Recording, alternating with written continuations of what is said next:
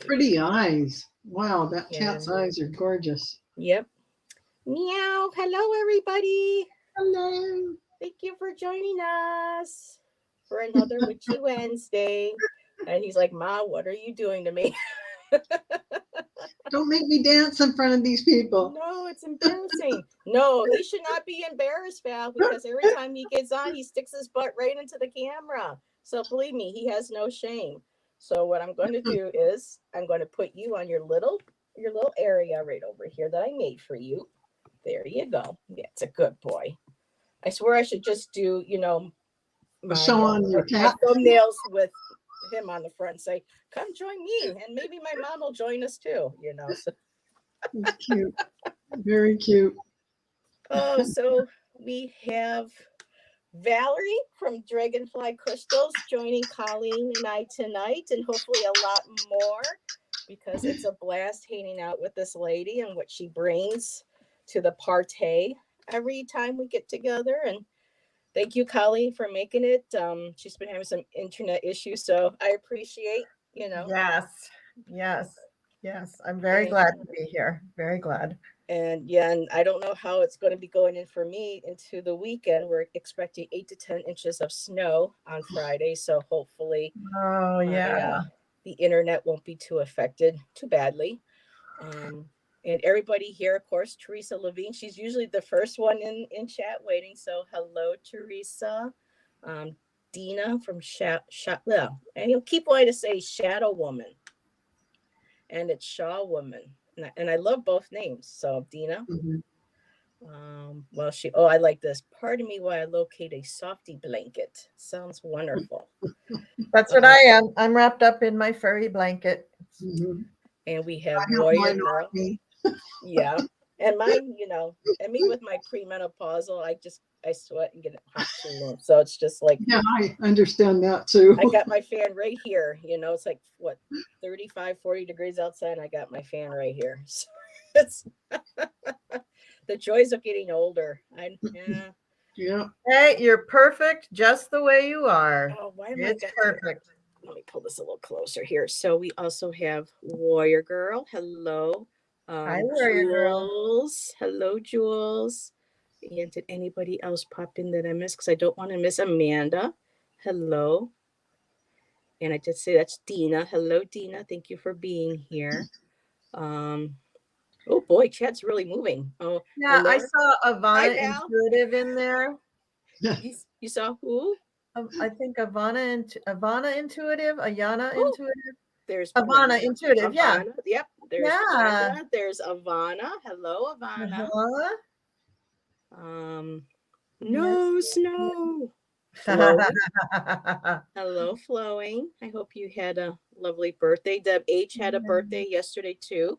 Purple Happy Elephant. birthday to you. Um, Happy birthday I don't know if to she's in you. here, but lots of birthdays. Nancy Riker. Mm. 40. Amanda says 46 here. We were spoiled though. We had, the first last 2 weeks and first week of November, we had like 65, 70-degree weather, which is, Yeah. unseasonable for us. Yeah. And but now we know what's coming, and it was to be expected where I am. So, Mhm. just gotta make sure we have plenty of food in the cabinet. So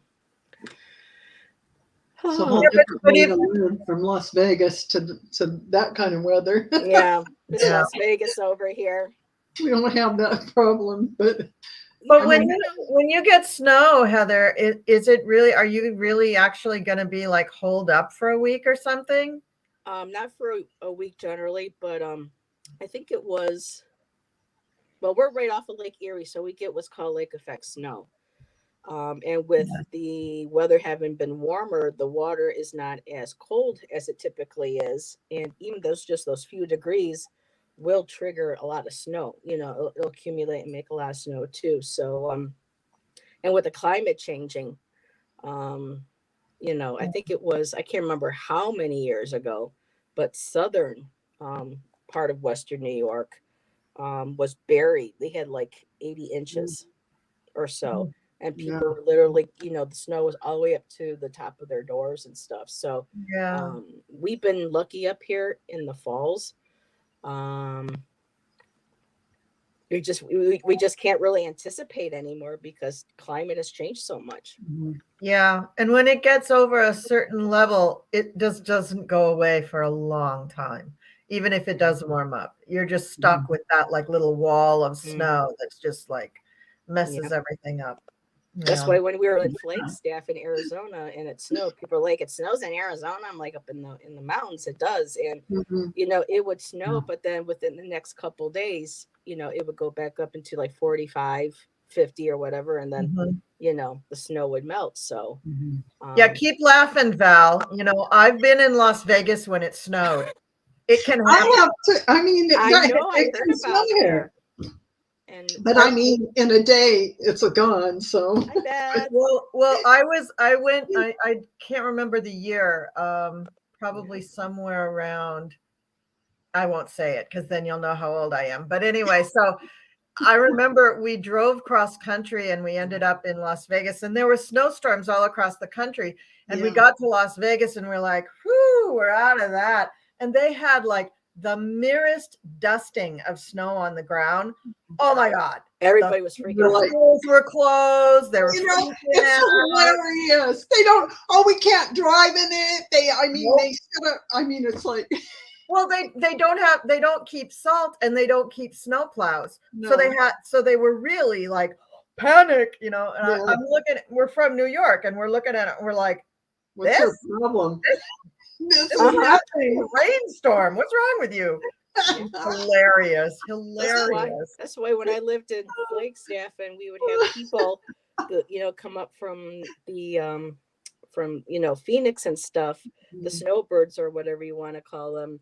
They didn't know how. They thought, oh, it's snowing, that's okay, we can still do the speed limit or go over. It doesn't matter if there's icy roads. And I would literally be driving going, oh my God. And they don't use ice when I lived in Flagstaff because the ice, a lot of the people that lived up there, because they could afford to live up there, were more like middle class and upper. They could afford, and they didn't want the salts to damage their cars. So what they used were the cinders from the volcano and stuff, and they would take the cinders and everything, grind them up, and they would put that on the road. And it helped enough, but it wasn't like salts and that we had to use in Buffalo. So trying to maneuver and drive safely with all these idiots. Although we have come a long way. Do you girls remember snow chains? Yeah. I know, you're right. Now we all have 4-wheel drives, and we all, and I wish I had a chains breaking and the chains flapping up on Oh, the bottom of your car, break your oil pan. Yes. Oh my gosh. Yeah. Nightmare. I didn't start driving until I was 27, 28. So at that point, I really didn't need to use them. But I remember when I was younger and my dad having, his trucks and stuff, he would have too. I remember seeing, from memory, seeing the chains and stuff. So yeah. When we went up skiing, we go like from the Bay Area up skiing to Tahoe. You got to put your chains on. Got to stop. Everyone in a line putting their chains on. What a nightmare. I was in a band with my brother for a while, and we were always on the road. This was like right as disco was starting. Because you have a beautiful voice. You were probably a singer. I was a singer. Yeah, because your voice is gorgeous. Oh, thank you. So and she said disco too. So yeah.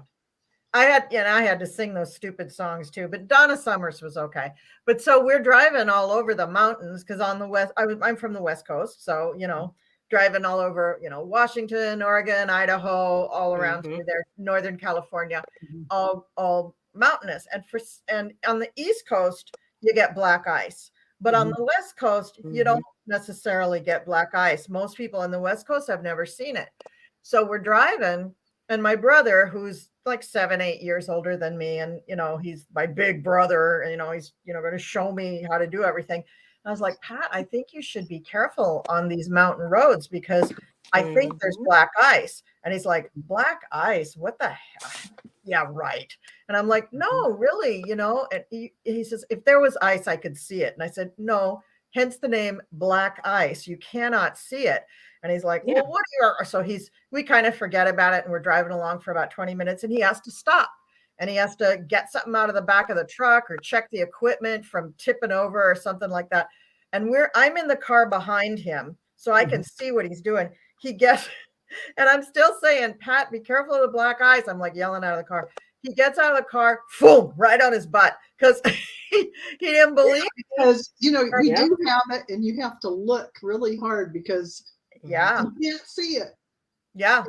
It's not everywhere, but a few spots. It causes a lot of accidents and fatalities. That's how the tour bus that had oh my God, his name just left me.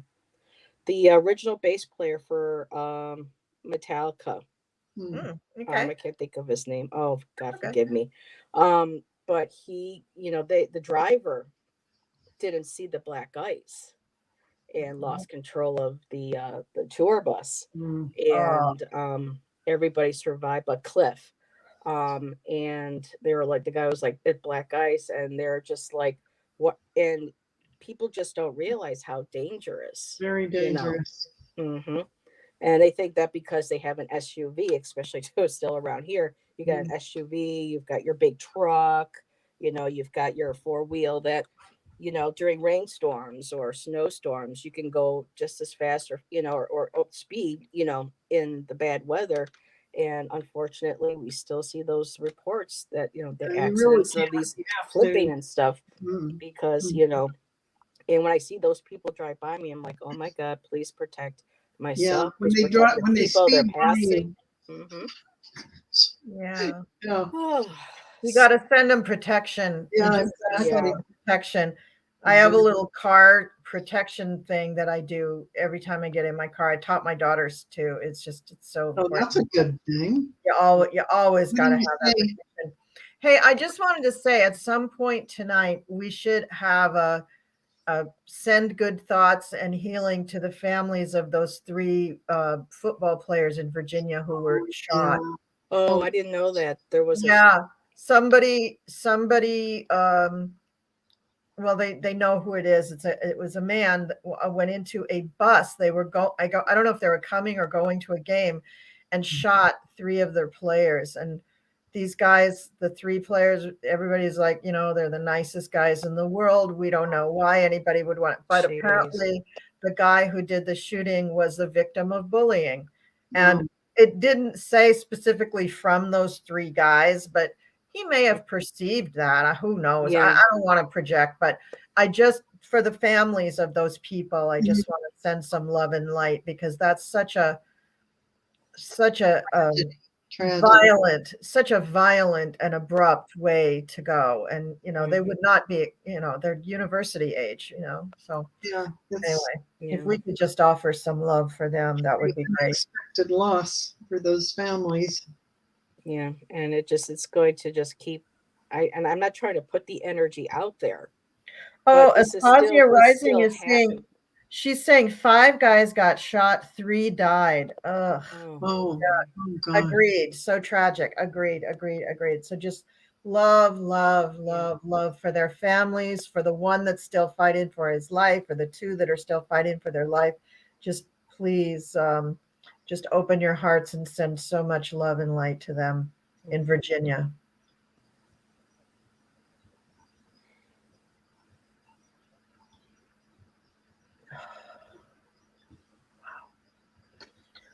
Yeah, I remember the outpouring after we had that mass shooting here in Buffalo.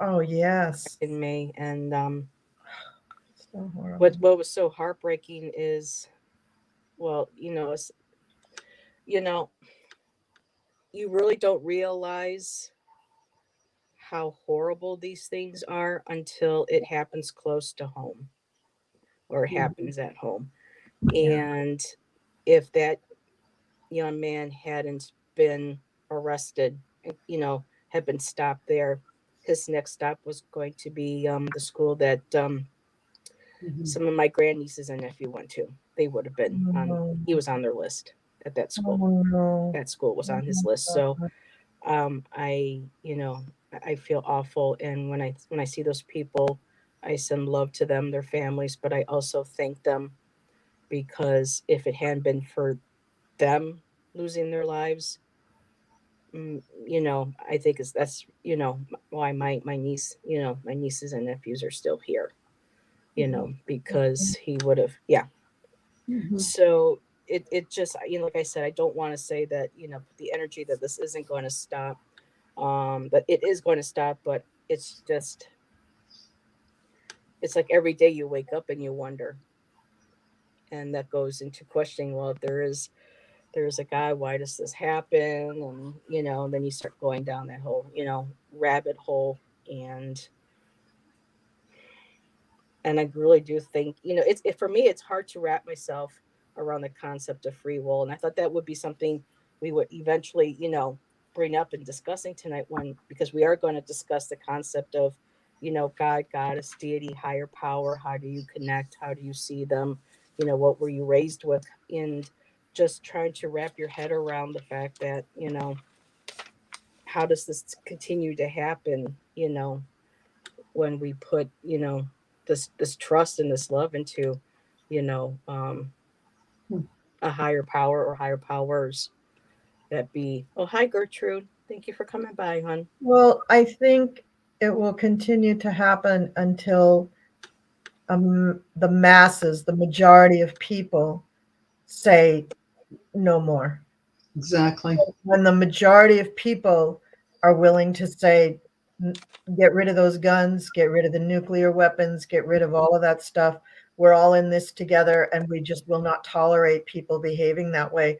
Put all those people on a little island or something, but it has to be just the majority, mass majority of people have to come to that. And until that happens, unfortunately, human nature will continue to reenact the stimulus for that lesson, because that's a lesson for humanity. Mm-hmm. And Amanda Carroll said that her daughter's boyfriend was shot and killed at 16. They talk about gun reform, but it is so hard to do certain reforms, because then this is kind of going into, political and touchy subjects, but there are just so many guns and weapons that get confiscated on the street. But there are those that we, through law enforcement and stuff, that it finds its way back onto the streets. And like I've said, I'm not, claiming that every, law enforcement officer and woman, man, woman is, um, participates, but there are a lot that do. I mean, we saw what happened with George Floyd and everything. Mm-hmm. I just don't see, like Colleen said, unless, every single human and government gives up their nukes and their weapons and it's just a part of human nature now. Um, for us Tide will to turn have eventually.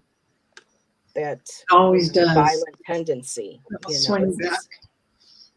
it's like It part never of stays the same.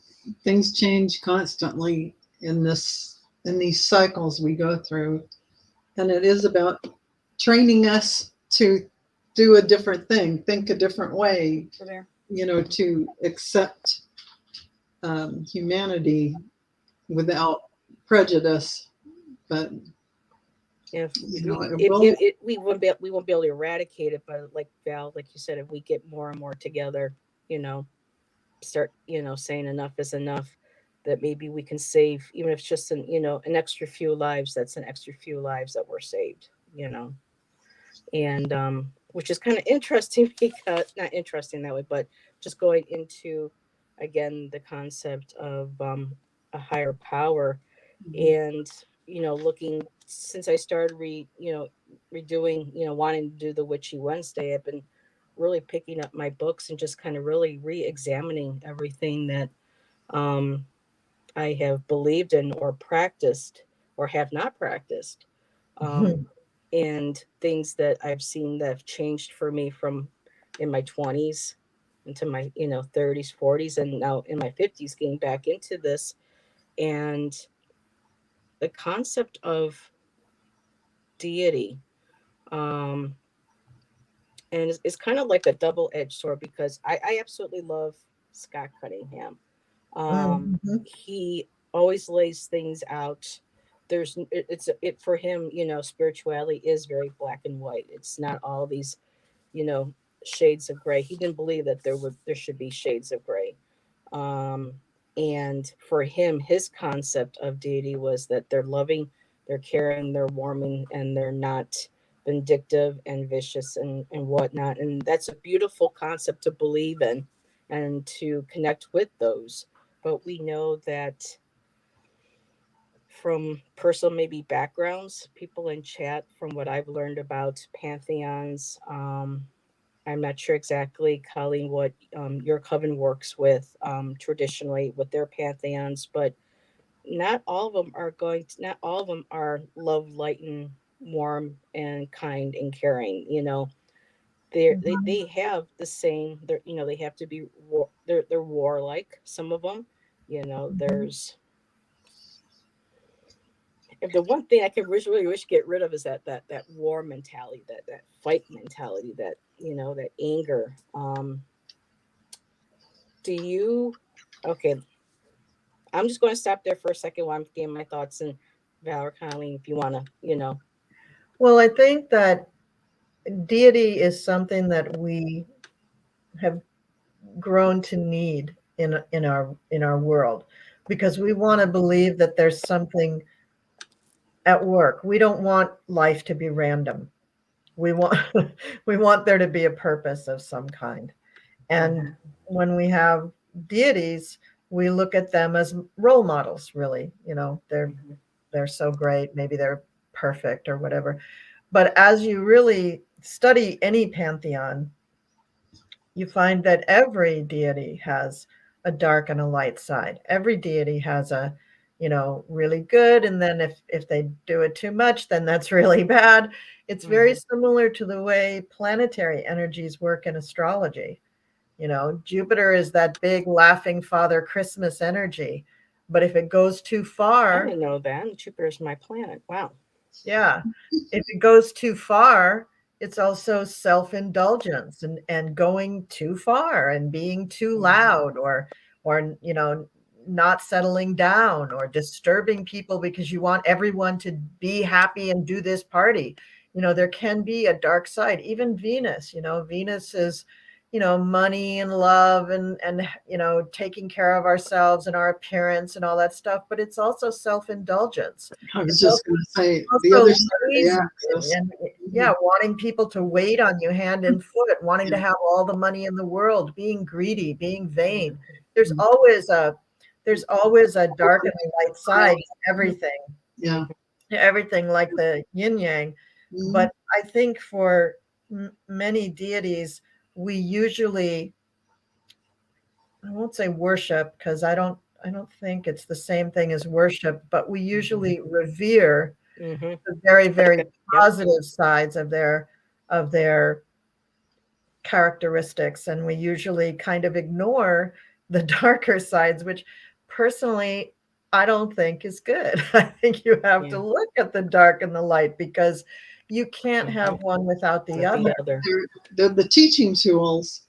Yes. And so you can't, if you can't hurt, you also can't heal. Yeah, exactly. You need to have the You- unhappiness and joyfulness. You got to have both sides. So sadness and regret and things like that. So with every deity, there's going to be, if you dig deep enough, you're going to find the little dark underbelly of every single one. Everything. And this is what I like, Dean, I put up here. Dina says, so deities are rather individualized, created even. And that was actually a question, Dina, that I had put down, is that do you feel that, and this could be maybe for some, not for all, but did humans create the deities themselves with I thought believe form? they did. Or I were they already here? I think that it was, I was kind of brought up with the belief that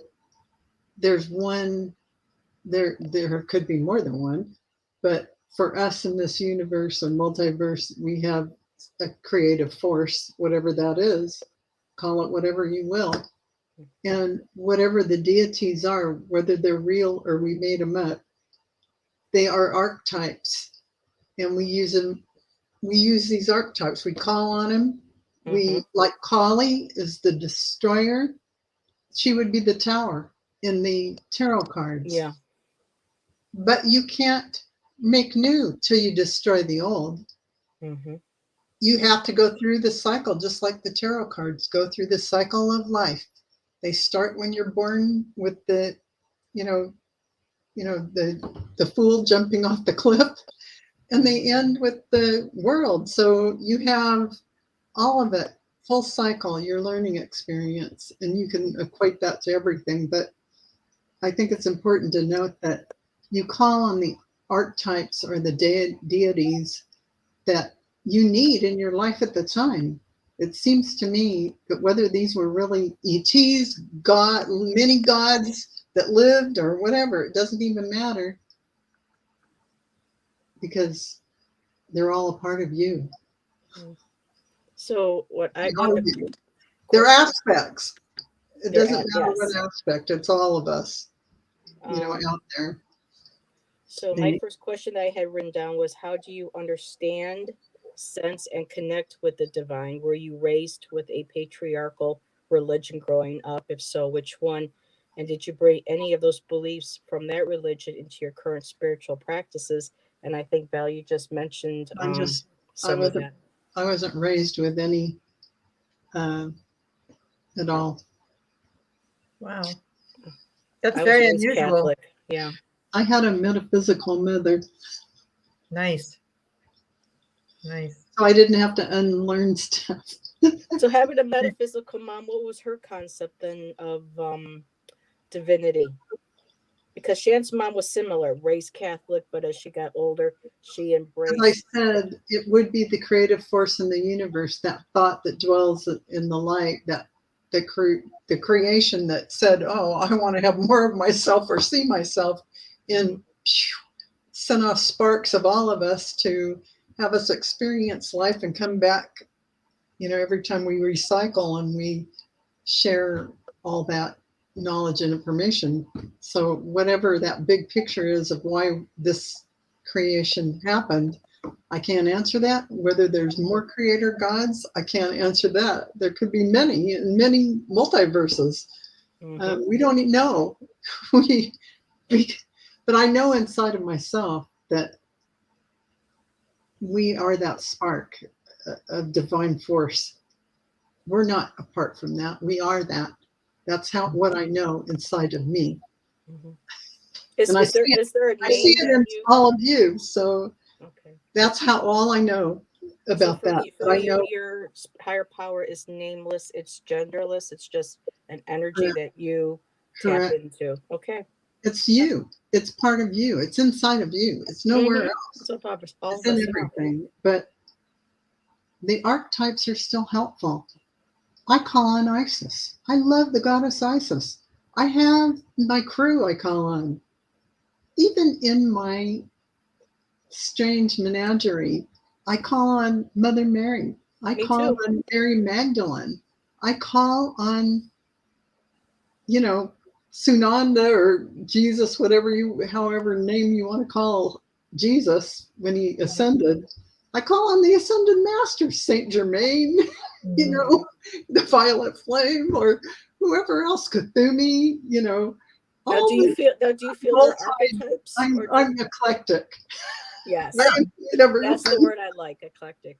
Because I never put a barrier between whatever you're called to do or whatever you feel. That's what you should be doing. Bring it on. Yeah. Okay. Yeah. So so are these just energies that have multiple different names when you call on them, like Isis and Kali and Saint Germain, or do you feel that there are certain ones that you resonate within you, that you walked the earth, that walked a path that was at one point human, so that there's maybe a stronger connection that you have with that individual, like Isis? I don't think I have a stronger connection because they walked the earth. I don't really, I have just as strong a connecting to these beings or entities or whoever they are in spirit form or off the earth. They don't have to have been down on the earth plane for me to have that relationship. But I mean, yeah, Buddha, you know, whoever you may call on, I think that they did walk the earth. They were teachers that were sent here to kind of help show the way. And, they also, I think, as you grow and ascend higher in your consciousness, the levels of your vibration change. And of course, you're not incarnating on the earth anymore. And some beings never had to. I mean, who knows? They probably lived another lifetime somewhere else, or maybe they didn't live any. I don't know. Okay. But I mean, I think we've been ETs. I think we've been on other planets. I think we were bigger than we think we are in terms of how many lives we've lived. Around it. Yeah, and where we've been and what we've done is probably incomprehensible. That's probably why we have a veil and we don't always remember. But, I think that we're all waking up to remember who we are in terms of this multifaceted being we are, with all the extra sensory perceptions and all the clairs, clairaudient, clairsentient, everything. So, yeah. Colleen, what about you? Thank you, Val, for sharing. I love that. Yeah, Val, that's fabulous. That was a great explanation of everything. I love the way you started with the big one, the creator one, and then brought it down, because I think that's all true. I think that we are a part of the universe, and somehow the universe was created by the creator, I guess. And I think, though, living a human life on Earth causes one to need these archetypes. We need this. We need this to organize ourselves, to organize our little families, our communities, our towns, our cities, our states, our nations. It's very difficult for human beings to conceptualize things after a certain number. They just kind of go, it's big. They after a while, my brain just shuts down and my eyes close over. And we all do. Yeah, we all do. We all do. There's just not enough little synapses up there to count that high. And after a while, you just kind of go, I don't know. There's a lot of people.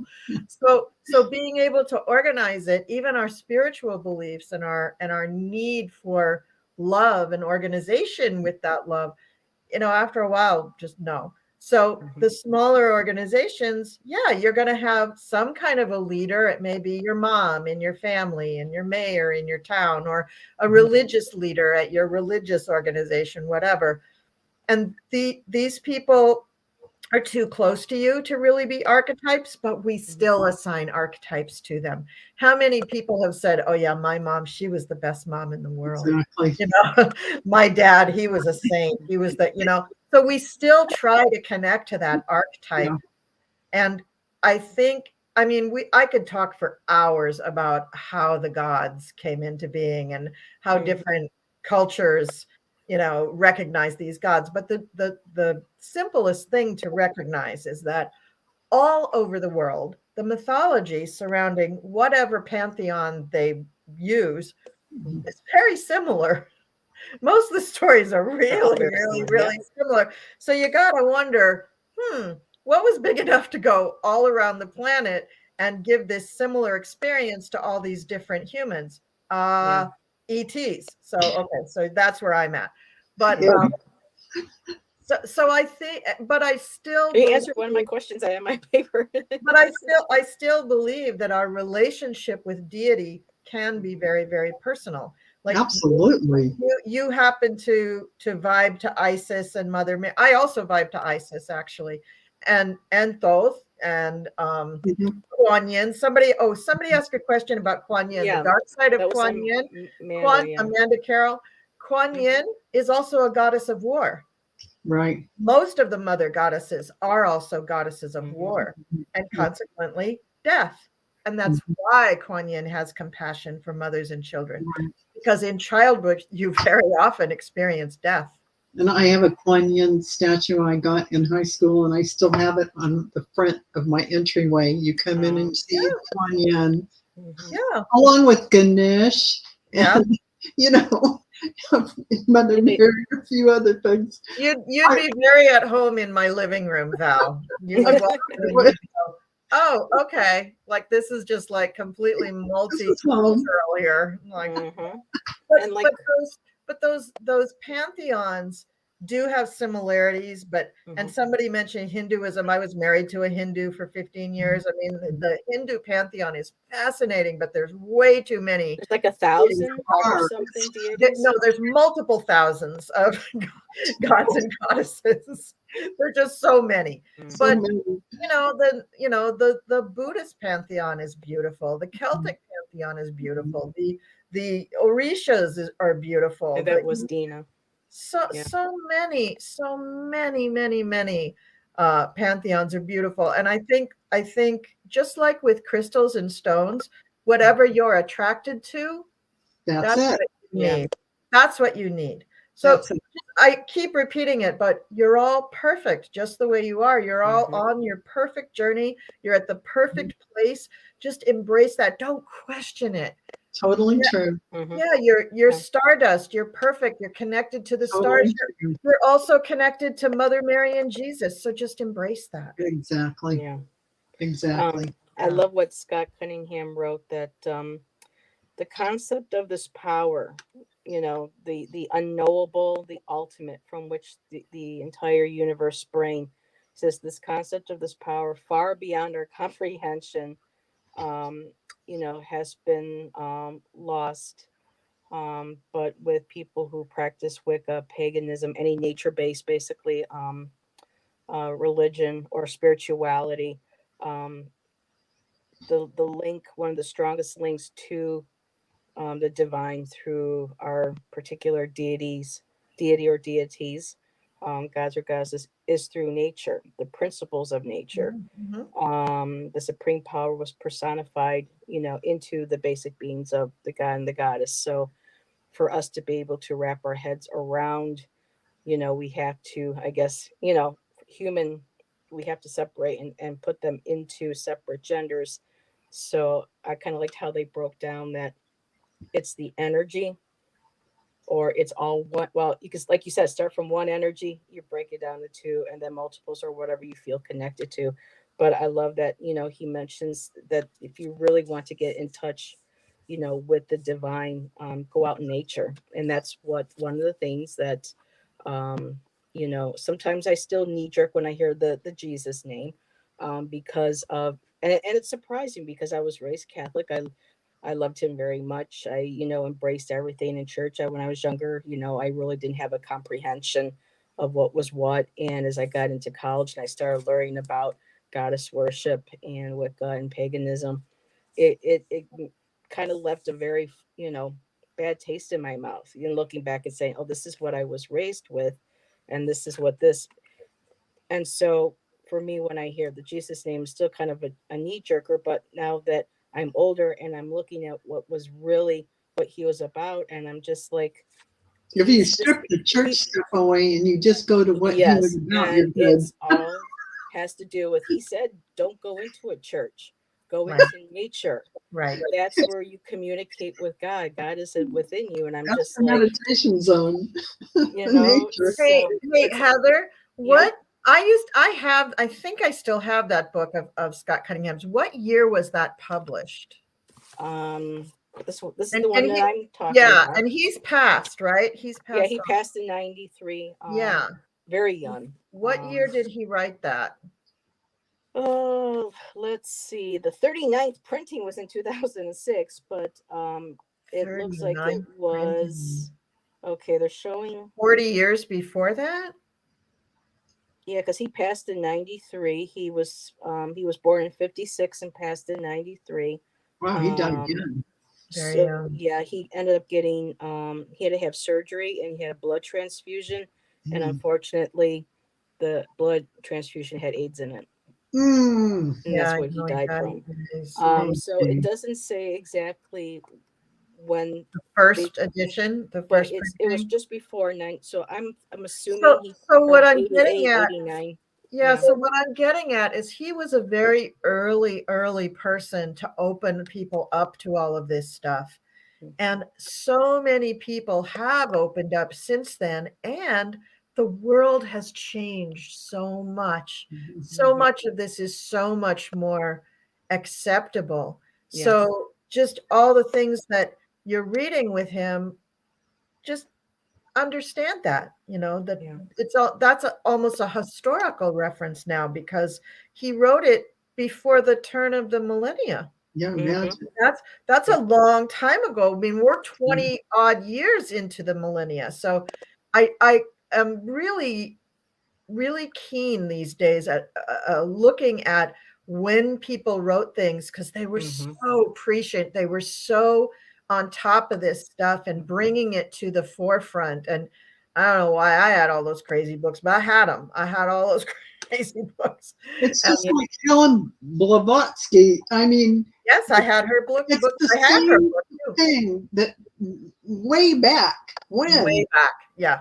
they were already, had broader concepts about things, and we, Well, we're she just was getting there part- again. She was part of the spiritualist movement, but Yes. she actually did a lot of stuff that would influence Lady Sheba, Mhm. who did some of the first coven work and publishing about coven work that I ever heard of. I mean, her stuff was just crazy. Yeah, it seems like that 40s or is something. just a huge, it's trying to embrace the power of who you are with on the earth, and using that, it always reminds me of Celtic kind of magic too, but Sure. it's, But how Well, DJ how they Conway did was that? an original author too. Yeah, but how they did this in the times that they were living in. Jeez, I know. Can you imagine? brave. Dark I mean, Ages. I And all of a look at sudden Jorge there's this Valente's bright book, too. light of information coming out that's way outrageous, but people still gravitated to it. It's Yeah, like cray that they got their word out, and it Well, stayed. yes. This day you can find that information. So And then we had Starhawk too that came out when I was becoming popular when I was in college. Yeah. Margot Adler, Drawing Down the Moon. 70s, the 80s, that Heather? Was that the college? Starhawk? I used to have the book. I went looking at all my local bookstores around here, even my metaphysical ones. Nobody is carrying any of the Starhawk books. I saw a Margot Adler one, but it's just like all the shelves are filled with all multiple volumes of Wicca 101, witchcraft and everything, but they're like really starting to leave out some of the ones that really were there at the beginning that got the movement going. Well, except for Scott Cunningham. I'm glad to see he's still in there, and but but I don't this see, is because it's changed so much, and the fact that you can look at those things and they are still true. That's what I love about it. But like, people now are channeling new things. They're channeling books like the Seth materials. Like that was really rare when that I came never out. read that. Yeah. Her stuff is almost like the Law of One. Yeah. It is. It's quite like the Law of One. It's very much like the Law of One.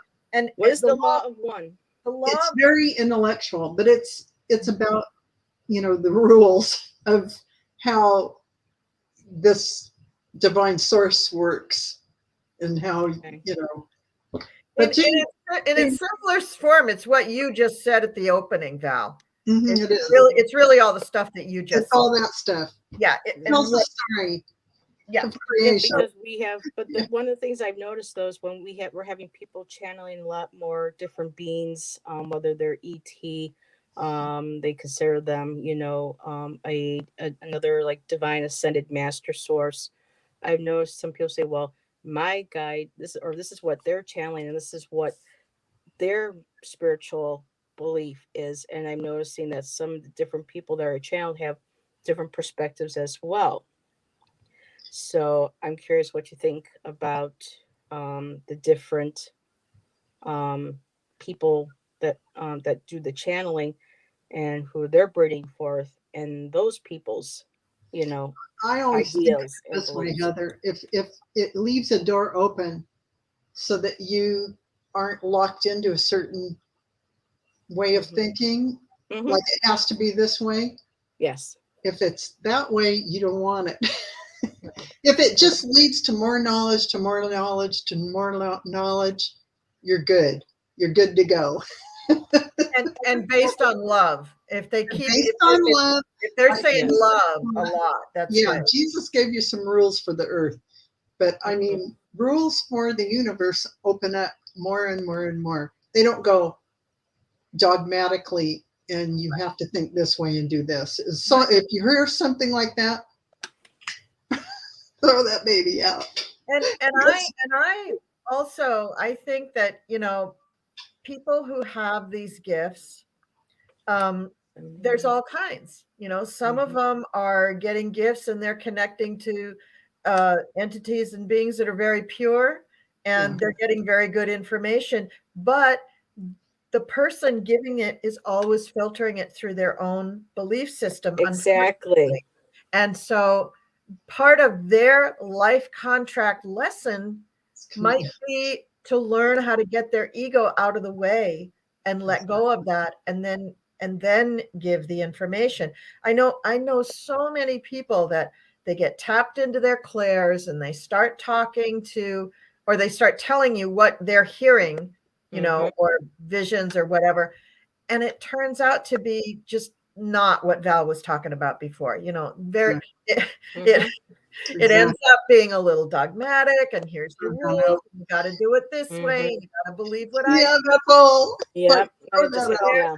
And I But I think know exactly what you mean about that. And that should be the clue if you're channeling, if you open up and channel, if you get anything egoic or that has to be right, or that you let it go and you call on higher, whatever higher vibration and light you can get for information, because that ain't it. right. And some people, for their life's contract, they may not come into these gifts until much later in life, because then they're going to have a better chance of getting the ego out of the way. But it is so difficult to get the ego out of the way. Then again, you might meet some 16-year-old that is actually channeling Jesus, and it's righteous. Because you know what? The younger ones are more clear channels. We go through this stuff as adults. Well, some of the kids now coming in are just so clear. They're like old souls ready to do these dramatic and wonderful things for the world. But yeah, they're a lot less ego, generally speaking. The young ones. And they're amazing kids now. I mean, there's the indigos are so, no bullshit. They cannot lie. They couldn't tell you a lie if you paid them. And they cannot keep it in when they see something that needs to be said. But if an indigo begins to channel, look out. You're going to be told the absolute truth. The rainbow and crystal children, I think, are very, very sensitive. And I think that they would be less likely to share, although I could be wrong. I'm not a rainbow, I don't know what I'm, I was born in the late 50s. So, were there a lot of rainbow, indigo, and crystal children being born then? No, but there were some. So yeah, you could definitely be one of them. I mean, it's timing can be, just subjective. So you're right. You carry that energy with you, and you're a unique human being.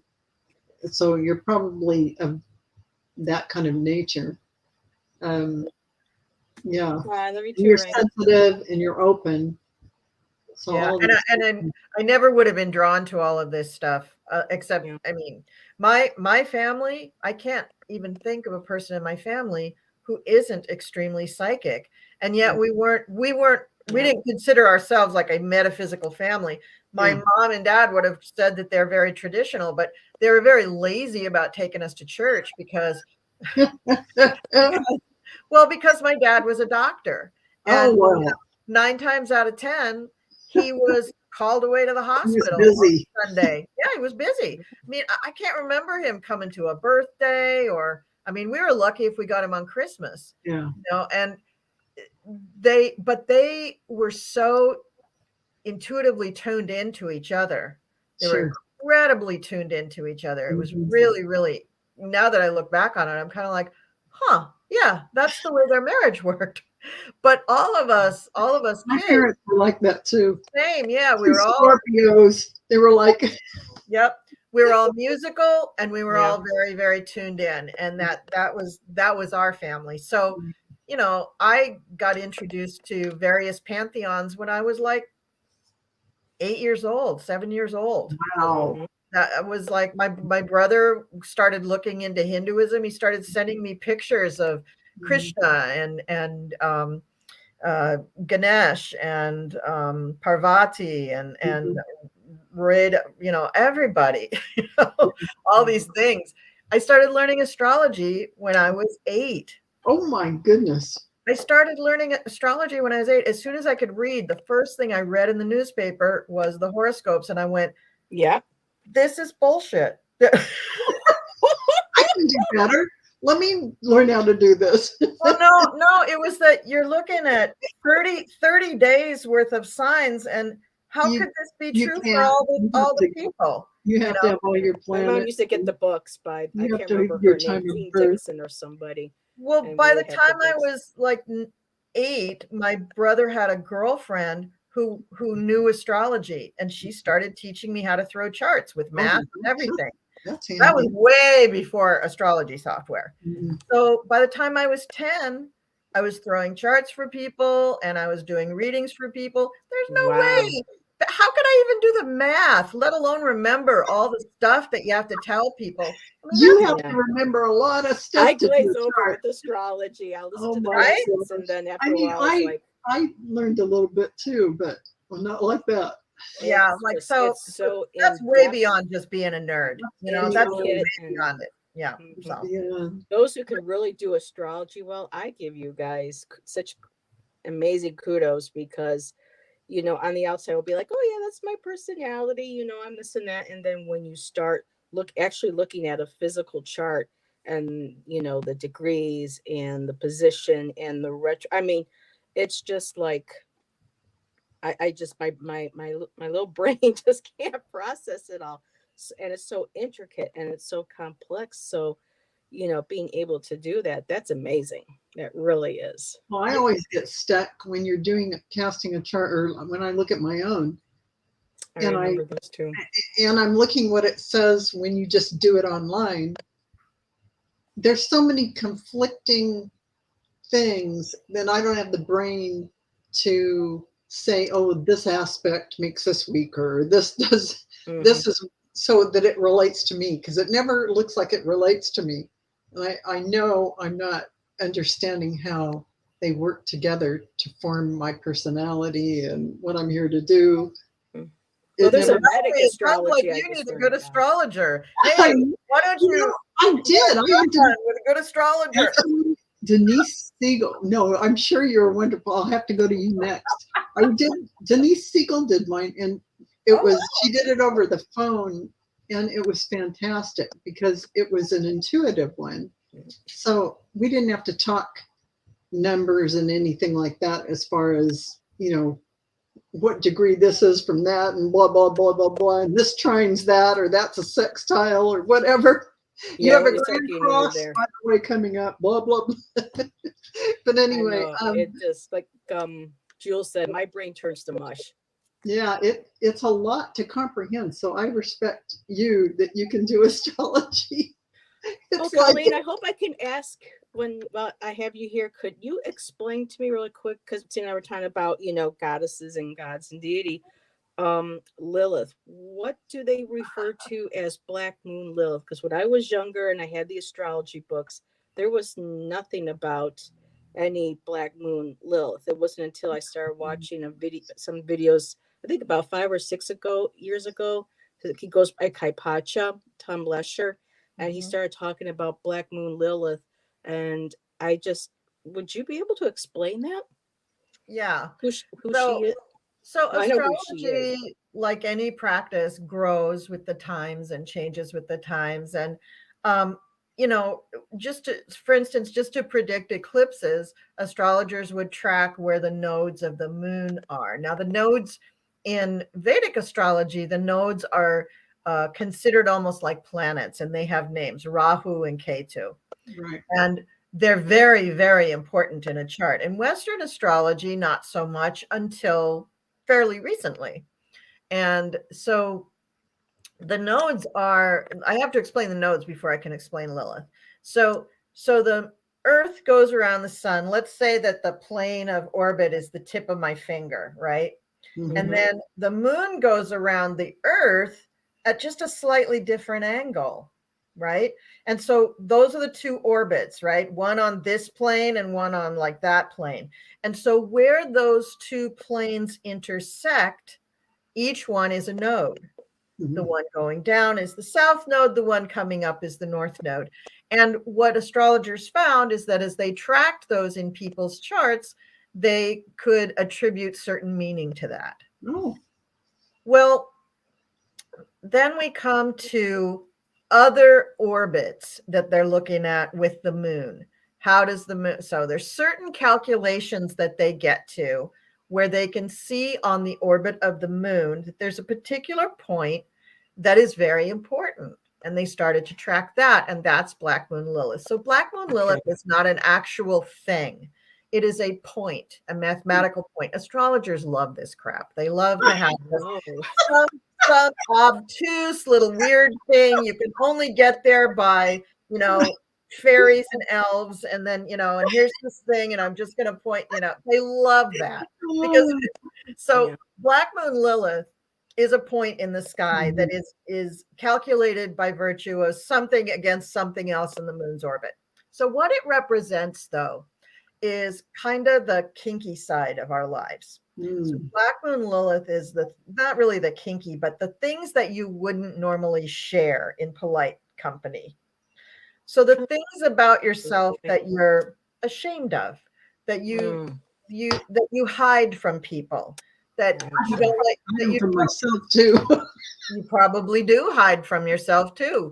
And so when other planets connect with the Black Moon Lilith in your chart, you get a chance to heal from that shame, or the shame gets highlighted, or it gets poked at and made worse. It just depends on the planet and the angle that it's making to Black Moon Lilith. I thought the nodes didn't do that. Now I got an education. Oh yeah, the nodes. My brain already starting to go, oh my God. I know. There's just so much. Where the north node is in your chart is your destiny. It's your north star. It's your potential, like where you should learn and grow and progress, what you should aim for, and what a lot of people do aim for. It's like I said, their north star. The south node is where you've come from in past lives, and it's where you're very, very comfortable in this life. So if you just stay there in that comfort zone, you're just going to get swallowed up by that energy, because that's not what you're here to do this time. Right. That's what you did last time. And so the universe, like, so we're giving you a little jumping off point. So, you know, just get kind of comfy there, but really look up, and they're always 180 degrees. They're right across the chart or across the sky from each other. You know, look to the opposite of what you're doing in order to really fulfill your potential and to really go for your North Star. There's an app that I downloaded that you put your birth date information in, and they create a chart, boom, right there. Yeah. And I can't get out of look at it because I'm using my iPad. That's where I have it on. But I mean, it was helpful. At least my mom knew when I was born. So I had that little extra, you know, 'cause sometimes people don't know when they were born. So I'm going. So while I'm looking at the chart that they give me, is it directly north, and will it say? Well, I don't know. I'll have to. I can't ask you because I can't show you it. But so the symbol for the north node looks like headphones, right? Oh, okay. Right. It's not the Leo symbol. The Leo symbol kind of looks like that, but it's kind of on its side, right? So the Leo symbol has the little loop on one side, but on the other side it's open. The north node is like little headphones, you know, the little circles and then the top over it. And the south node is just upside down of that. That's how you can find it on your chart. Okay. Very cool. And Jules agreed with you. I let my I can't even say it. I let my freak flag fly. Say that fast a couple times. I refuse. I will not say that. I cannot say that fast. Yeah, that's what Black Moon Lilith is. It's that little part of yourself that you just wouldn't bring out in public if you didn't have to. Now I have a deck of goddess cards that Doreen Virtue had put out, and for me, because we were talking, someone mentioned, I think Val was you with Kali earlier, and for everybody who sees Kali, she's very terrifying, and I don't necessarily agree to all the representations that Doreen chose for her goddesses, for her decks, but I did save one, and I had put into an old book when I was in my 30s. And this is my favorite. Oh, that's a good one. Absolutely beautiful picture of Kali. Yeah. Because they said to be able to present Kali, you have to have the blood and everything. But I don't think so. And yet, this could just be, you know, how. But we all perceive images, symbolism differently. I mean, look at all the different tarot, goddess oracles, everything that's out there. For me, that image is much more powerful than seeing blood coming out of her mouth, holding severed hands. And you know, I understand the concept, but for me, to understand her energy and to be able to appreciate her, that image was a lot easier for me to absorb, not just image wise, but for energy, you know, as well. You know, the Indian pantheon also has triple goddesses, just like the Celtic pantheons do, and then some other pantheons do. And I equate Kali to the Morrigan. Same energy. Exactly. It's the same energy, you know. And there's some pictures, some images of, you know, the Morrigan. I'm like, whoa. And right, but fierce warrior, very protective, fierce. You have it. There it is. Is that the Doreen Virtue Goddess deck? Yeah. This is the Doreen Virtue Goddess. Yep. That's the one I have. And I was just looking for that, knowing, you know, there she is. I didn't like a lot of the images she chose for that, but that one really just resonated with me because it was something that I could see. All must be released so that the new can enter. Yep. There's always a good reason why. The destruction goddess has to do her thing. Just like Pele. Yeah. Yeah, very much. Just like the planet Pluto, you know, Pluto has to destroy that which is not strong enough to stand. Exactly. It's to make anew. It's to release things. And and if you hire any good house organizer, they'll tell you the same thing. So, no. It's true. And learning that whole feng shui thing too. I mean, people you can explain it with anything like that. They understand energy. That was something that was interesting. Maybe getting into a few years back was I found a book at our Ollie's bargain discount store, and they had dummies for, feng shui for dummies. Oh yeah, I have that. I'm sorry, but I do. And it would be something I would love. I might have it too, actually. But I just because of you know where I live, I can't do the layouts because I don't have my own home where I can position it. But I thought it was kind of fascinating, and I know some people go, well, that's not real energy because energy will because of the land that you live on too, there will be natural energy ley lines, or I think I was talking to Ginger Faye last night, and she was mentioning like energetic highways and throughways or whatever through some areas. And so I think feng shui is something that's very interesting for maybe the inner house, but I also feel like the outer also would They make you draw the just maybe a backwash future out one to talk about. But yeah, all the because way energy, around. yeah, it's It does all encompass the garden area. I mean, the way I do it.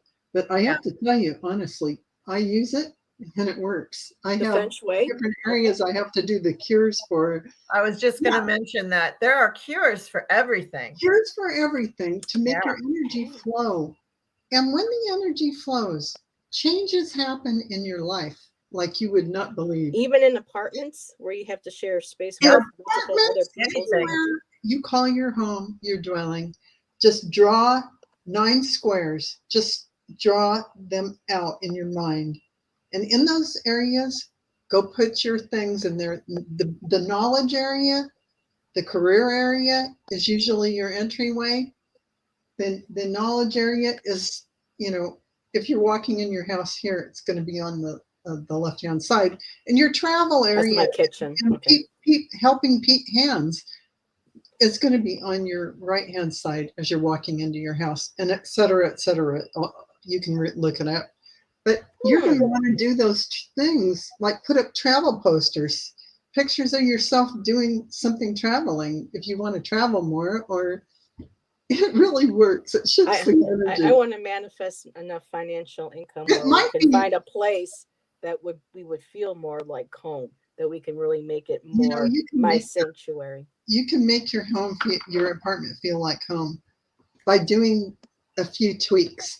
And just like Colleen said, it may sound really trite or, light, but if you go through your house and you completely take out old things that you don't need anymore and you give them away, you are releasing tons of energy for the new energy to come in. That's just like That's what I'm starting to do. Yep, the that's what we've destroyer. been doing. It's the same thing on another level inside your house.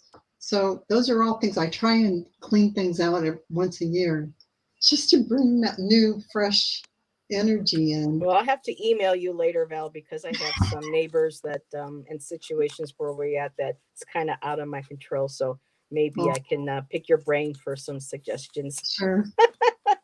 That's okay. That would be, yeah.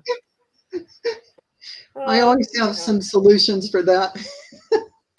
Yeah, that there's several different schools of thought of feng shui, and the one that Val's talking about, that's the one that I use too, because you don't have to have like your house facing the exact right way or anything. I don't even. You just use the bagua and you break up your home into those things, and it still works. You do the Awesome. You do the 9 boxes, 3, 3, 3. I'm getting lots of astrology questions here. Oh. Oh. Oops! I saw the. So, okay, Amanda Carroll, Mercury and Venus entering Sagittarius, and Jules Niner says, Amanda, I think Colleen has her new video up on her channel. Yes, I just did. I just finished December astrology, and I do talk about all the Sagittarian energy going on. But I'll check that out. I'm sorry I missed these exoplanets. No, that's okay. And what's the deal with Chiron? Oh my God, Chiron is still retrograde in Aries, and Chiron is retrograde about 6 months out of the year. Sorry, there we go. Because Chiron goes in an elliptical pattern between Saturn and Uranus, and so half the time it's kind of like upside down and backwards. So, but how I feel most of the time. Yeah, but Chiron is a healing planet. Is it so? Really? How many times have you had to go in to, heal something, and it's because you've caused it yourself, or you re-injured yourself, or you caught that disease again, or whatever. So it does that, and it's a good thing that it does that, because it keeps reminding you of how to stay healthy or stay cured or whatever. But it also deals with trauma, healing from trauma. So I thought Chiron's a planet, or is it? Chiron is a very small planet, a dwarf planet or asteroid. It is. It is it goes in between Saturn and Uranus. So it's not a part of the Kuiper belt, which is where most of the asteroids are, which are what people think is that it is the planet Maldok that kind of was burst apart from some event, like something else hitting it. And the pieces of that planet went into orbit in the Kuiper belt, which is around Jupiter. And that those are all the asteroids that now we are discovering and working with. Well, discovering it's been like 30 years, but So, whatever. Like Nibiru, right? Is that the same planet, or is it? Or is I that don't know. I think so. Yeah, I think Nibiru. I think that's how you Yeah. call it. Yeah. There's X or so Nibiru. many. I don't work with all of them. I'm still really trying to wrap my head around a lot of them, but it is very interesting to work with the asteroids because they do carry archetypal energy with There them. you go. Do they really? Yeah. Wow. Good Yeah. to know. Yeah. They're very I learned so much from Colleen. very That's why I love interesting. having these. Very, I learned very, so very much. interesting. Yeah. But the Mercury and Venus in Sag, this is kind of a typical thing that happens not every year because the cycles don't always sync up, but around, as we roll into, in this country, Thanksgiving and the holidays, a lot of planets will be hitting Sagittarius, and that's that Father Christmas, let's be happy and jolly and all of that stuff energy coming in, and that's why people apparently love that holiday. So well, I share my birthday with Saint Nick. There you go. Yeah, and everybody loves that. Everybody loves that. So the Mercury there just makes people very convivial, very social, very giving, very generous, but in communications, not in things. Venus would make people generous in things and in love and health and also communing and, flirting. Venus and Sagittarius makes everybody a big fat flirt and they don't mean it. They're not ready to get married to anybody. They're just flirting, very independent, very confident, and just like, oh yeah, you think I'm really cute? Oh, well, now I think this guy's cute. Okay, hi, honey, how are you? They're just very, it's that fire, they start a little sparkle here and then they see that everybody's looking at their sparkle and then they go, okay, you don't get me now. Now I'm going to sparkle over here, My son is a Sagittarius. I see all that in him. Yeah, Sag is a fun sign. Sag when they're young. Oh, we had a lot of fun. But Sag as they get older. He's much better now that he's older. The best. Well, my great grandmother was born. He was difficult when he was little. And because he wanted freedom and he doesn't want to do what anyone else wants him to do. Yeah, none of them do. What were you saying, Heather? I was saying that my great grandmother on my mom's side, she was December 4th, and then when my mom got pregnant with my sister, her due date was supposed to be around at that time, and she says, well, my sister's going to be born on my birthday. Well, my sister came on the 5th, and then 15 years later I came on the 6th. My poor great grandma couldn't have one of us born on her birthday.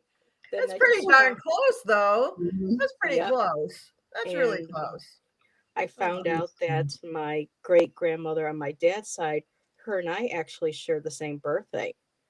And then my niece, Tiana, her birthday is on the 10th, and she just had her first child last December on the 11th. So her and her firstborn, 10, 11, I mean, so this whole, generation, female generation, on my mom's side here with us, in our family with the Sages, Yeah, it's a pattern in your family. And you'll find that in families very often. You'll find that there is a predominant sign, a predominant moon placement, a predominant aspect, a predominant rising sign. Yeah, very, very, yeah. And families, go through cycles just like the planets do. And so you'll find that, mom and dad have their kids within a certain decade, usually, right? And in that decade, that's like a little blueprint for what this family's life is going to become, Ooh, really interesting. that is very cool. Yeah, it is very cool. Very cool. My daddy Mhm. was a Scorpio. My mom was a Leo. Oh Oh, boy, and that marriage did I had not 2 work out. Scorpio parents. A Oh, Scorpio and a Leo, 2 fixed signs. Ugh, no. yeah. My mom was not so kind to my dad. Yeah. My Oh, mom God. fit that archetypal or typical, Leo narcissist kind of Yeah, yeah, yeah, yeah. energy. That was my My mom. dear Leo, I think that narcissistic, I'm in the sun kind of, it's all on me. Yep. Louis She even loved XVI, having her hair dyed blonde. So the Sun King, Louis XVI. They Yeah, all love it. yeah, oh right. wow. They all love it. Yeah. Mhm. Oh, that's crazy. So did I get all the astrology references? I think so. I didn't. I felt bad. I was like, oh wait a minute. Flowing said Venus and Sag.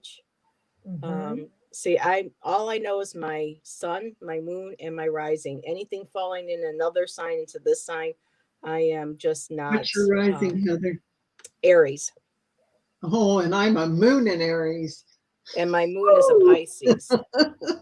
Pisces, sun, Aries, Now my moon. fella, his sun sign is Pisces. I have Venus in Pisces, though.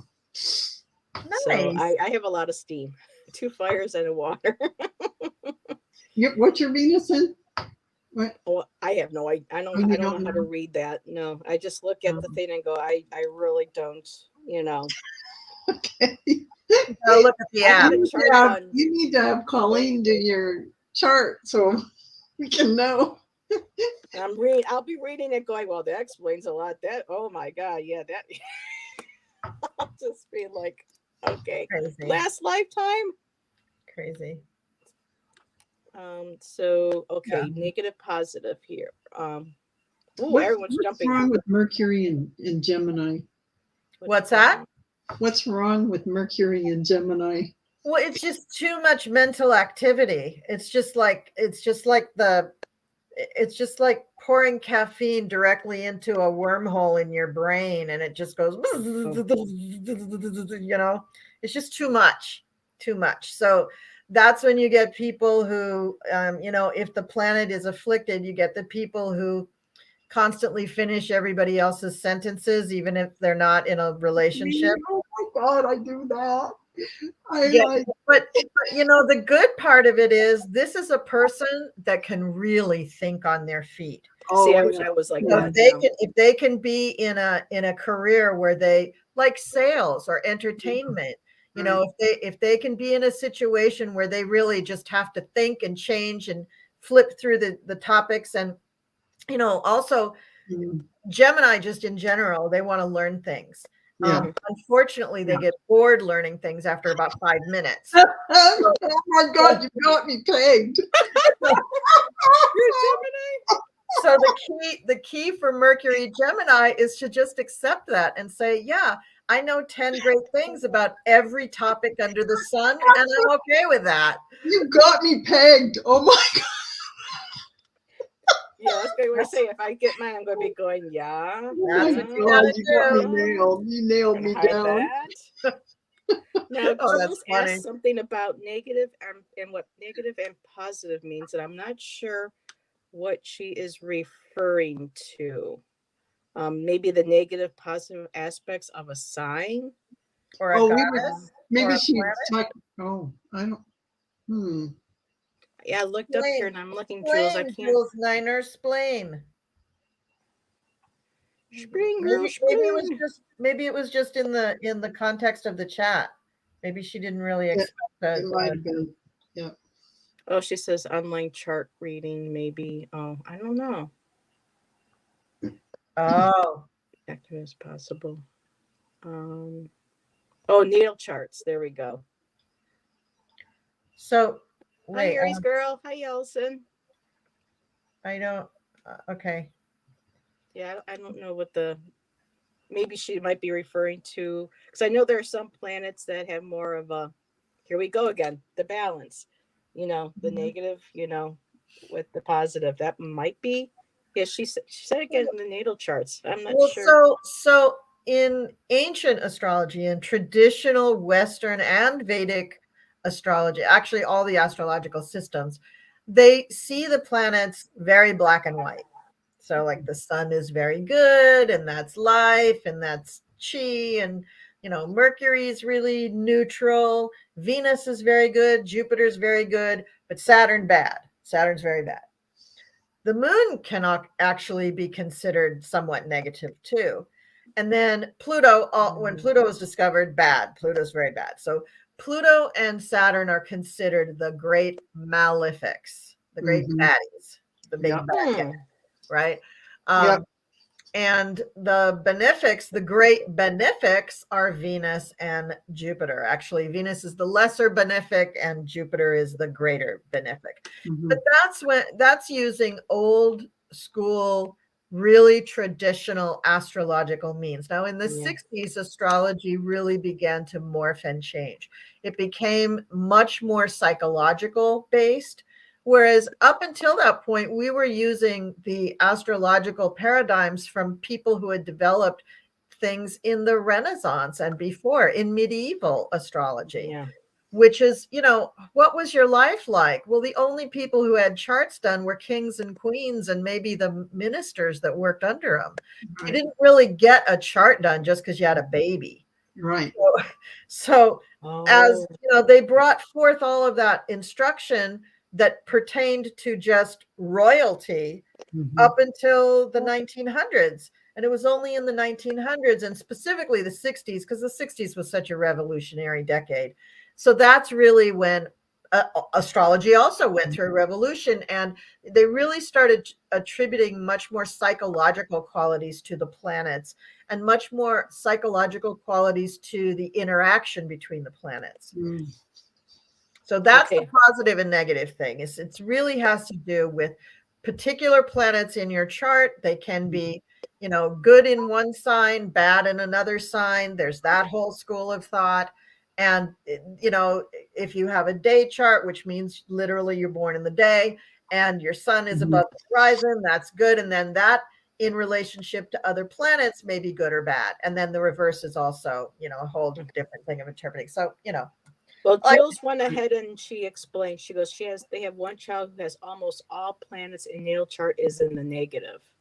So that was what she was referring to. So Jules, let me explain that. So you went to an astrologer who's, I'm sorry, but not very good. So, hell yeah. you need to find an astrologer who could interpret that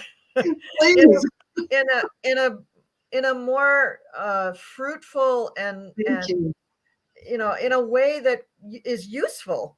It's not useful to be saying that a kid is just negative. I mean, some people with really difficult charts have changed the world. Yes, they're geniuses. Amen. So you don't want to write off anybody because especially if you're that, excuse me, but that bad of an astrologer. I hope you didn't do it yourself. Okay. I've never heard of sidereal astrology. I just love it. All Val has to do is just laugh, and I'm like laughing. Oh my goodness sakes. I hope they, So warrior girl, I think you're a little mistaken. Sidereal astrology is not ancient wisdom from Atlantis, and Vedic astrology uses sidereal times. So Vedic astrology does use sidereal times, but you can combine the techniques in astrology in a number of different ways. In Western astrology, they use the tropical zodiac. In Vedic astrology, they use the sidereal zodiac. And there is a difference of about 23 degrees between the two systems right now, because the Earth wobbles, the planets the stars are basically fixed, but they do move. The planets move all the time. So that combination of everything moving kind of allows for that change in the way things go. So in tropical astrology, we plot the positions of the planets according to where they were back in those ancient times, which maybe isn't right, but it still works today to make predictions. Vedic astrology bases their predictions based on the positions of the planets as they are today, which means that they're allowing for the slip of the stars that 23 degrees. So when you get a Vedic chart done, most of your planets and your rising sign and everything is about 23 degrees behind. Yeah, I would be a Makes sense Scorpio. to me, but I would think it'd be ahead, but that's the way things move. They move counterclockwise or counter to the flow of the zodiac. So seasons, no, astrology isn't based on the seasons. The seasons are based on astrology. Yeah. It's a little bit backwards there. So sidereal Vedic is based on where yes, that's true. The sidereal zodiac is where the constellations in the sky actually exist right now. But that doesn't mean that Western astrology is bad. I mean, I'd say it's probably about 50-50 across the world, Vedic astrology as opposed to Western astrology. And even within Vedic astrology and Western astrology, there are people who use all different house systems, all different calculation systems, all different predictive systems. So I don't think you can say that one is better than the other, and certainly can't say that one came from Atlantis and one did not. I personally think all of the tools that we have from astrology from the earlier civilizations. No, I think they all came from the ETs. I don't think the earlier civilizations had any clue about astrology, other than they saw the moon in the sky. We're here because the Atlanteans were. Me too, Val. I'm with you. Well, I don't remember what video it was. I think they said the Atlanteans were more of an ET race, and the Lemurians were more. I don't know. I'm still learning. That's all I can say. Spiritual reign. Yeah. It is better if you have a birth time, but there is a method in astrology called rectification, where you can pay an astrologer to basically draw up a series of different charts and try to figure out when you were born. But it's very intensive with you, the client, because we have to know different milestones in your life, and then we can track mainly where the moon is in your life, because the moon is often an indicator of very big milestones in the life, and certain things just won't happen if the moon's not in that position. So yes, you can get a chart done, but it's a little more expensive because you're going to have to pay somebody to do the rectification. So if it's a question of, oh, my mom just didn't know the time or doesn't remember, what I would suggest is going online and seeing if you can access the municipal records or the state records for where you were born. And because you don't even have to buy the birth certificate, if you just can see it online, take a screenshot. There you go. I'm so cheap. But if you were adopted and you don't know the time because of that, then you probably would need to do rectification, unless somebody somehow could know your birth time. But it does make a huge difference. Actually, Linda G's friend has a channel online and gave us free charts. Yeah, you can get free charts on several websites online. That's where Jules got. I think that's where Jules got her one. That yeah, you can go to astro.com or astrotheme.com, but or Astrology Cafe or whatever. I've been there too. They don't. But the interpretations that you're getting are canned interpretations. They're not gonna. One of the things that Val was talking about was, you can say that, Neptune's in Virgo, Venus is in Leo, and my moon's in Sagittarius.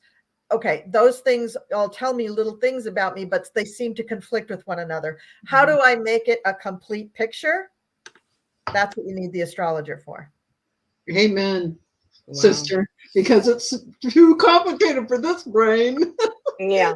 Just have somebody look at it and see what modifies this, and this is aspect is, but of course it all depends on your transits and how things are going to affect you. But yeah, I can just basically get the basic concept of regular Western astrology. I'm looking in the chart, and you guys are talking about sidereal, that, and okay, whoa, I can barely make it through. This is where this house is. I mean, it's just. Yeah. It's a lot. It's a vast process, but topic, it's and it's, fascinating. yeah, It's a lot. yeah. Oh my goodness. That's Well, why a good astrologer is worth their weight in gold. yes, Thank most you. definitely. So all of you people that need an astrology reading, Colleen is the one to go to. I will. Cool Crone, you can go to the website or the YouTube channel Yep. and book. I have the link your right there, reading. and just click on that. No, you can't come up here. Oh, come on. And I'm probably going to have to do that quickly. That would be great. I would love to do that. So the other one decided to make an appearance. She wanted to say hi. Aw. Aw, Oh, such you pretty hate. eyes. Yeah. Yep, this is my mama's. She's 14 years old. Aw. She wanted to say hi. This is my Ziva. Mm. Aw. Yeah. Okay. Cute. Very cute. All righty. Such healthy fur. Yeah, she's well.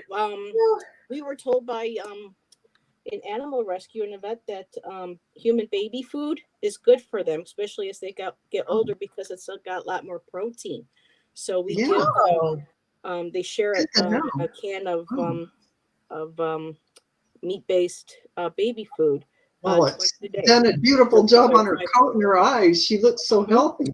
That's why Mozzie, and everything. So, yeah. I'm impressed. Oh, Jules said Colleen did a card reading for me. It was awesome.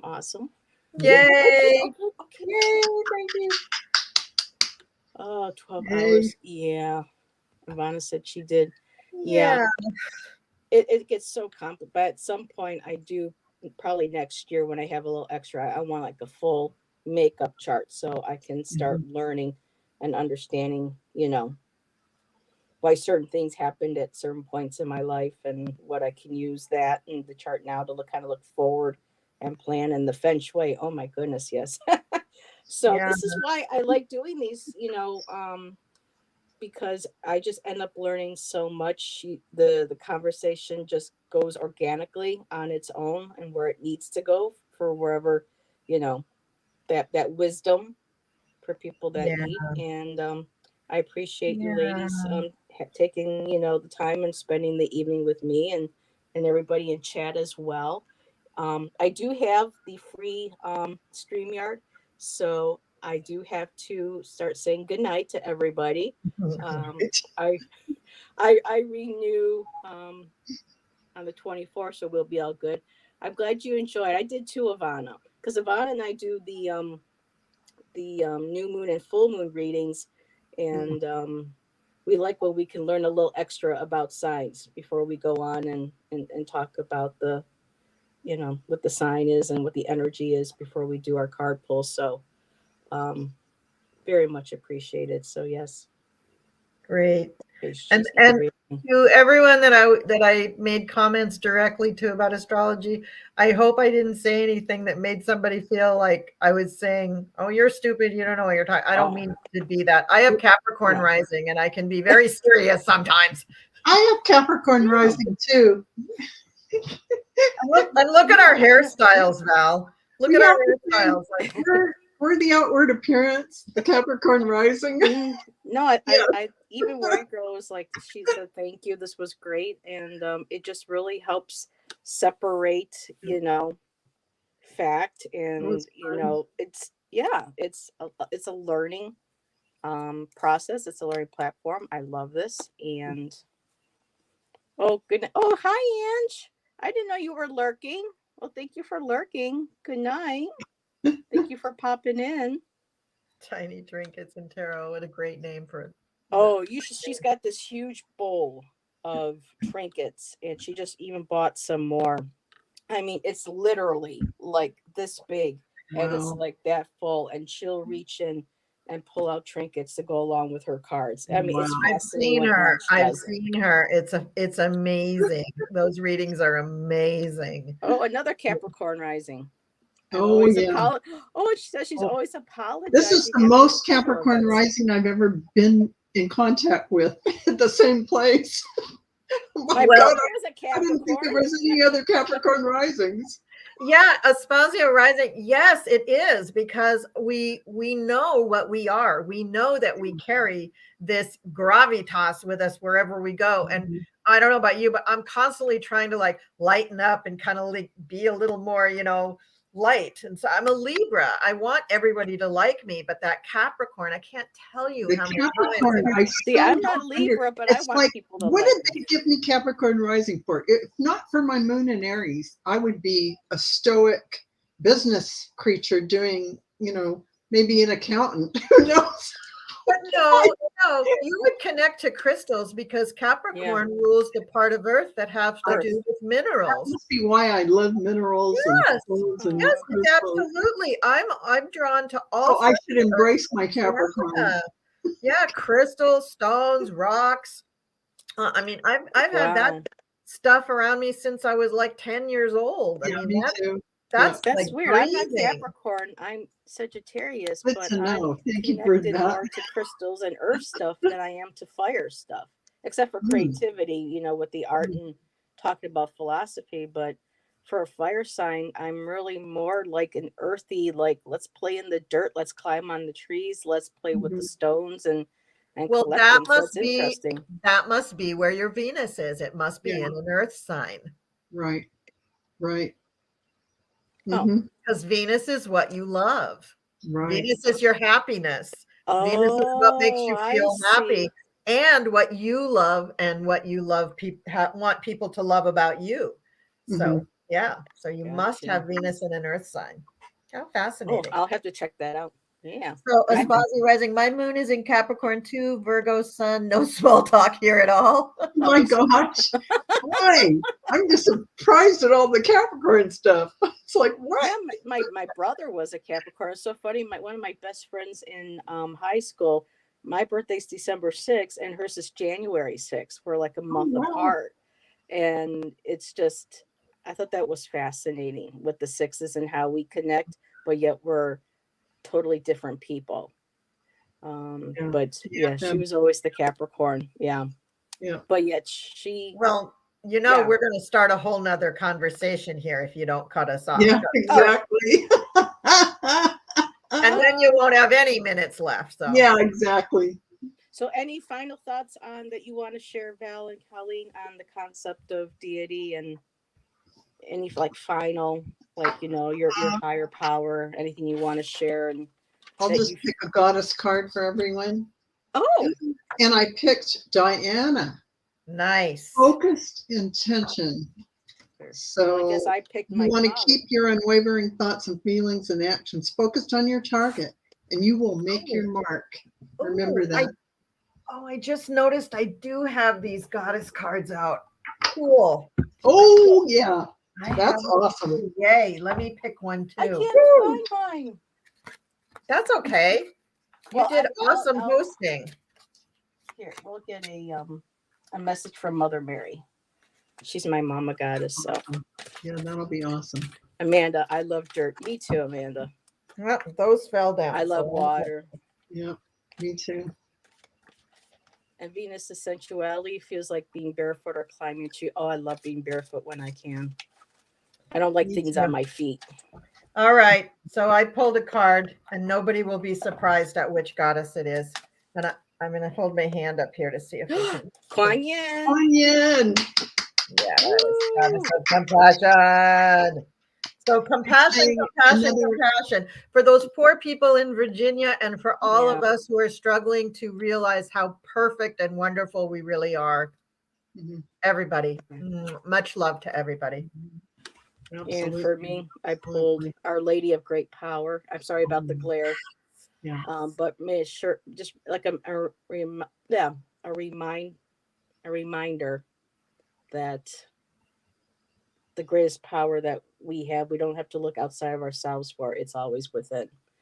And so embracing that inner child, embracing your power, and knowing that what little things, like you were saying in the beginning, in the world make a difference, no matter how small. Yeah. It's like a collective. So the only power that you need is what you find in yourself. That's right. Beautiful. You already know. Yes. Beautiful. Thank you. You're right, Amanda. Thank you so thank much. you, everybody, Thank you for so coming. much. It was so fun. I learned so many new things. Well, I would love to have you on as a regular too, Val. So whenever you feel up to it, let me know. I will. I'll have you. I just love having you and Colleen. I just like the Yeah, energy. it's I fun. really do. Fun. We You guys- bounce off each other very well. Yes. And I learned so much from you too. So Me too. I Same. appreciate Same. it. Beautiful. All right. Beautiful. So good night, everybody. Mwah. Night. Bye. Love you. Thank you so much. Thank you. Thank you. Bye. Bye.